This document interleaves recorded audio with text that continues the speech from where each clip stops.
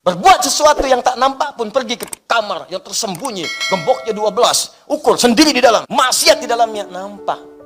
Film Anda akan diputar di hari kiamat. Waduh, adegan ini nih, adegan ini nih. Wa nahnu aqrabu ilaihi min hablil warid. Sampaikan pesan pada seluruh hamba-hambaku, aku lebih dekat dibandingkan urat leher yang melekat pada dirinya. Saya mau tanya pada Anda, apakah urat leher Anda ini, maaf, dilem di leher Anda? Bukan masalah lemnya, sudah nempel terus kemanapun Anda pergi. Ada orang yang kalau mau pergi ke kantor dulu, lepas dulu urat lehernya. Ntar ya, abang mau kantor dulu, simpen sini, nggak bisa. Ya, semua nempel, dia kemanapun pergi, ikut.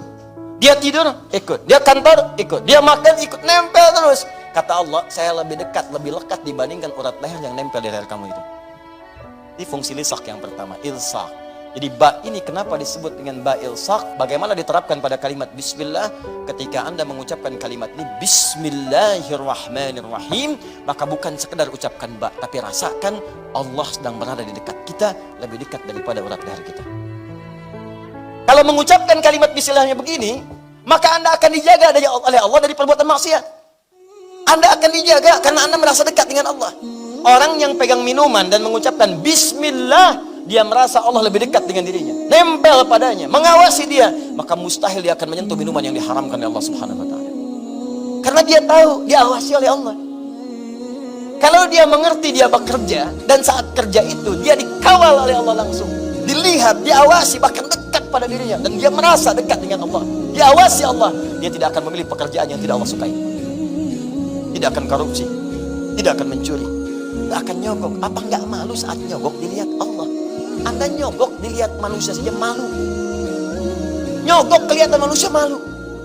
Nyogok direkam malu. Apa Anda pikir Allah nggak punya kamera? Canggih kameranya. Dibuka di hari kiamat. فَمَنْ يَعْمَلْ مِثْقَالَ ذَرَّةٍ خَيْرًا يَرَهُ وَمَنْ يَعْمَلْ مِثْقَالَ ذَرَّةٍ شَرًّا يَرَهُ. Tidak akan ada yang lolos dari kamera Allah Subhanahu wa taala. Nampak semua sekecil-kecil. Berbuat sesuatu yang tak nampak pun, pergi ke kamar yang tersembunyi, gemboknya 12, ukur sendiri di dalam, maksiat di dalamnya, nampak. Film Anda akan diputar di hari kiamat. Nampak semuanya. Makanya sebelum wafat diedit dulu tuh gambarnya. Edit adegannya. Tobat, lihat-lihat mana. Ingat sama bapak, sama ibu, sama adik, sama kakak, sama istri, sama teman. Urutkan dari yang paling dekat sampai yang paling. Edit dari sekarang. Kalau ada suara yang kurang jelas, dubbing. Tempel dengan yang bagus, ganti suaranya. Oh, saya pernah mencela, dubbing, ganti dengan yang baik. Oh, pernah gibah, ganti dengan yang baik. Dari sekarang, saat film itu diputar di hari kiamat, film yang nyata, real, dokumentasi kehidupan kita saat di dunia, maka bangga Anda menghadapi. Masya Allah. Waduh, adegan ini nih, adegan ini nih. Saya mau ke alisan, dulu nggak ada sendal, saya ngemis nasi bulan. Wah, diputar nggak? Diputar nggak? Tiba-tiba Anda pernah bertobat, mendatangi orangnya, pernah minta maaf, ganti sendalnya. Ternyata nggak ada adegan itu. Masya Alhamdulillah. Yang kelihatan cuma sholatnya, Masya Allah. Cuman ta'limnya, doanya, khusyuknya, permohonannya, kenikmatannya, itu yang diputar. Sekarang cuman Anda yang merasakan maksiatnya sendirian. Nanti ketika diputar, semuka langit dan bumi menatap Anda. Oh begini ternyata kelakuannya. Taklim sab pertama ternyata di luar seperti ini dia. Sholat sab pertama ternyata di luarnya begini dia. Di kantornya begini, hartanya haram. Kayak orang paling soleh di rumahnya ternyata bermaksiat. Lihat video-video yang buruk. Datang ke tempat yang tidak semestinya, izinnya ke kantor, berangkatnya kemana, itu diputar. Dan yang paling celaka, Anda wafat dalam keadaan itu. Itu yang paling bahaya. Anda tega bermaksiat kepada pasangan Anda, istri pergi minta izin ke tempat yang bukan semestinya, suami bilang ke kantor, mampirnya ke tempat lain, wafat di situ, dan di akhirat diputar, nggak sempat tobat lagi. Makanya pikir dulu kalau mau kerjakan apa-apa. Inilah rahasianya. Kenapa Nabi katakan setiap perbuatan baik ucapkan bismillah. Kullu amrin dhi balin la yubda'u fihi bi bismillahirrahmanirrahim fahuwa abtar. Setiap perbuatan baik yang tidak disertakan kalimat bismillahirrahmanirrahim, maka dia terputus. Apa yang dimaksud terputus? Terputus dari pengawasan dari Allah, terputus nilai pahalanya, dan terputus dari keberkahannya. Makanya kalau mau kerjakan sesuatu, coba bismillah, bismillahirrahmanirrahim. Dan kalimat ini otomatis tidak akan pernah diucapkan dalam konteks maksiat. Berat di sana. Gak ada orang maksiat pakai bismillah. Bagus, sendal hilang, pakai itu tuh yang bagus tuh. takut dosa, pakai bismillah aja. Bisa. Ya. Jelas ya? Nah, jadi ini kalimat pertama. Jadi biasakan setiap mengerjakan sesuatu bismillahirrahmanirrahim. Bismillahirrahmanirrahim. Ba-nya ilsaq. Sesuatu yang menghadirkan kedekatan kita dengan Allah Subhanahu wa taala. Maksudnya, usahakan setiap mengerjakan berbagai hal kita merasa disaksikan oleh Allah Subhanahu wa taala. Kalau sudah hidup kita begini dan merasa Allah dekat dengan kita, maka sudah dijawablah langsung oleh Allah. Ujibu da'watad da'i idza da'an. Jika dia punya kebutuhan, seketika aku akan berikan. Itu rahasianya. Makanya ada orang-orang yang saking dekatnya dengan Allah, belum minta sudah dijawab. Belum minta, belum memohon sudah dikabulkan. Kan saya sering sampaikan, Maryam ada. Ya, Maryam itu kan bukan nabi, bukan rasul, manusia biasa. Kenapa diberi contoh dalam Al-Quran manusia biasa? Supaya kita bisa mengikutinya. Supaya Anda tidak katakan dia kan nabi, ya Allah, dia kan rasul. Oh, saya manusia biasa, aku mah apa tuh? Kata Allah, kamu manusia, Maryam manusia, Imran manusia, dia bukan nabi, bukan rasul. Kamu bukan nabi, kamu bukan rasul. Kenapa dia bisa, kamu tidak? Dengan cara apa lagi bisa diterangkan? Maryam ada, Luqman ada, Imran ada, Hannah ada, Asiyah ada semuanya. Apa yang tidak ada? Karena itu kita turunkan ini sebagai bagian dari contoh kehidupan kita, turunkan. Bangun kedekatan dengan Allah. Bangun. Coba. Wa idza sa'alaka 'ibadi 'anni fa inni qarib. Setelah mengatakan saya dekat, ujibu da'watad da'i idza da'an. Maka ketika dia punya permohonan, aku kabulkan. Karena itu orang yang bismillah itu, maka akan dibuktikan kedekatannya dengan menyembah Allah, beramal saleh. Makanya langsung disusul dengan kalimat falyastajibuli. Ketika saya panggil, cepat respon. Makanya orang-orang yang dekat dengan Allah sebelum dipanggil, dia sudah mendekat. Karena itu orang yang paham bismillahirrahmanirrahim diucapkan 17 kali dalam sehari. Kenapa itu diucapkan? Supaya kita menjadi semakin dekat dengan Allah. Semakin latihan. Anda mengucapkan 17 kali dalam sehari, masa nggak dekat juga? Minimal paham. Orang mengucapkan sekali, belum paham, sekali lagi. Belum ngerti, sekali lagi. Anda 17 kali sehari, masa nggak paham juga? Masa nggak dekat juga? Saya melakukan pendekatan misalnya ke Abdul. Sekali datang, nggak ketemu, wajar. 2 kali datang, nggak ketemu. 3 kali datang, 17 kali. 17 kali sehari datang. Masa nggak ada yang ketemu? Dapat, saya bisa dapatkan itu. Siapa yang ketemu aku? Mesti dari saya. Sekali datang, nggak ada.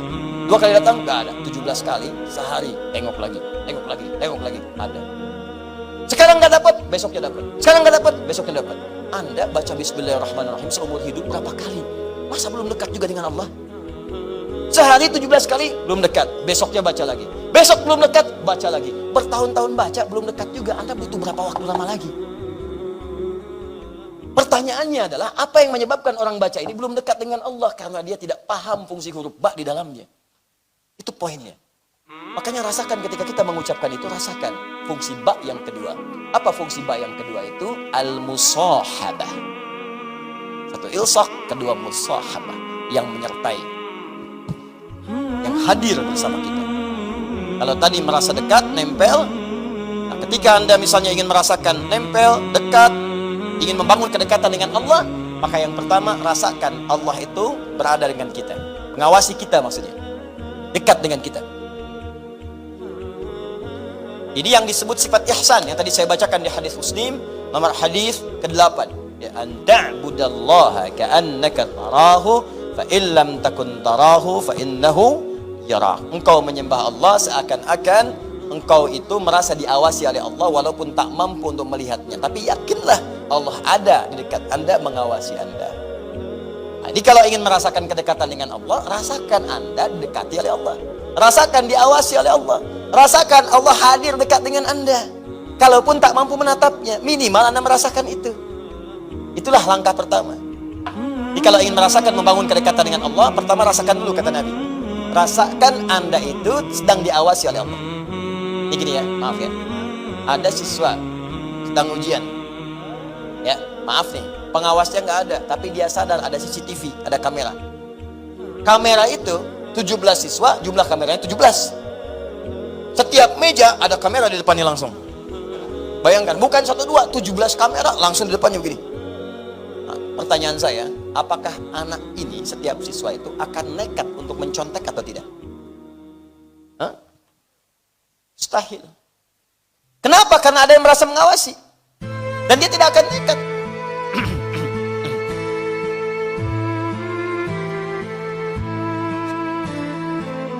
Ini kameranya ke sini, tutup dulu misalnya. Tetap akan ketahuan, dicek lagi kenapa kamera di situ kosong. Lihat kamera intinya. Oh, dia sengaja memindahkan kamera untuk mengerjakan sesuatu. Maka orang yang merasa diawasi, sekalipun tidak ada bersama dia pengawasnya, dia akan serius untuk mengerjakan tugas. Di kantor ada CCTV, dia serius. Di masjid ada CCTV, serius. Saya katakan sekali lagi, CCTV mana yang lebih canggih dibandingkan dengan CCTV Allah Subhanahu wa Ta'ala? Dengan pengawasan Allah Subhanahu wa Ta'ala. Karena itu yang pertama, jika Anda ingin merasa dekat dengan Allah, rasakan setiap kita mengerjakan sesuatu, Allah pasti mengawasi kita, Allah pasti menyertai kita. Kalau sudah begitu, maka mata tidak akan pakai untuk melihat yang maksiat, tidak akan digunakan. Begitu akan melihat, Allah menyertai saya, malu. Begitu akan bicara yang kotor, Allah mendengar saya, malu. Begitu akan ghibah, ya Allah, sedang dilihat, malu. Malu, malu, malu. Akan melangkahkan kaki dengan sombong, malu. Allah Maha Tinggi, masa saya sombong? Firaun aja yang kaya sombong tenggelam, saya bukan Firaun, bukan Qarun. Ya. Apapun itu akan ada solusi. Kalau sudah begitu, maka beramal akan lebih mudah. Itulah Jadi kalau Anda beramalnya cepat, dekat dengan Allah, diawasi, Anda dekat dengan pejabat, akses Anda bisa mudah. Dekat dengan orang yang punya kedudukan, Anda lebih mudah. Anda dekat dengan Allah, apa yang tidak mudah bagi Allah? Apa yang tidak sulit bagi Allah? Yang tidak mudah bagi Allah, semua mudah. Gak ada yang sulit, mudah semuanya. Maka orang yang baca benar bismillahnya, walaupun tidak menyempurnakan sampai akhirnya, ada orang yang cuma baca bismillahirrahmanirrahim, sembuh penyakit. Saking dekat dengan Allah Subhanahu wa Ta'ala. Bismillahirrahmanirrahim. Minum. Bismillahirrahmanirrahim. Rizki. Tak haus luar biasa. Bismillahirrahmanirrahim. Bilang haus. Yang saya bukan maksudkan yang ini. Hal-hal yang kadang rumit dalam kehidupan. Ada orang hanya mengucapkan bismillah, maka turun keberkahan dari sisi Allah Subhanahu wa Ta'ala. Maka kalimat ini bukan sekedar diucapkan, tapi bagaimana mengucapkan kalimat ini dengan dasar kedekatan kepada Allah Subhanahu wa Ta'ala yang dalam. Paham sampai sini? Bisa ingin katakan kalau Anda ucapkan bismillah, bismillah, bismillah, tapi kedekatan dengan Allah nggak ada, bagaimana doa bisa dikabulkan? Bagaimana jawaban bisa muncul? Mustahil. Sampai 1000 kali latihan, 2000 kali, 3000 kali, tapi Anda nggak ada kedekatan dengan Allah. Dan kedekatan itu ditunjukkan langsung kata Allah dengan ibadah. Dia orang yang dekat dengan Allah itu kelihatan ibadahnya, kelihatan. Yang kedua lewat akhlak. Ingat ya, ingat baik-baik. Pertama, nampak kalimat bismillah itu menunjukkan kedekatan seorang dengan Allah pada ibadah. Lihat sholatnya, lihat sunnahnya, lihat bacaan Qur'annya, lihat tilawahnya, lihat bangun malamnya, lihat doanya. Setelah itu hasil ibadahnya nampak pada akhlak. Karena setiap ibadah itu terkorelasi dengan akhlak. Sholat itu ibadah. Apa fungsi sholat? Akhlak. Innas sholata tanha anil fakhsya'i wal munkar. Anda sholatnya bagus secara syariat fiqh. Rajin kuantitasnya, rajin sunnah dikerjakan, tahajud dikerjakan. Masya Allah, bacaan bagus. Cuman sayang, pendalaman tidak ada. Dampak gak muncul, akhlaknya tidak muncul. Mohon maaf, sholat iya, narkoba iya. Sholat iya, korupsi iya, ada yang salah. STMJ, sholat terus maksiat jalan. Paham ya? Nah, ini bagian yang pertama. Jadi ukurannya kedekatan dengan Allah nampak pada ibadah, terukur lewat akhlak. Itulah ba dalam makna ilsaq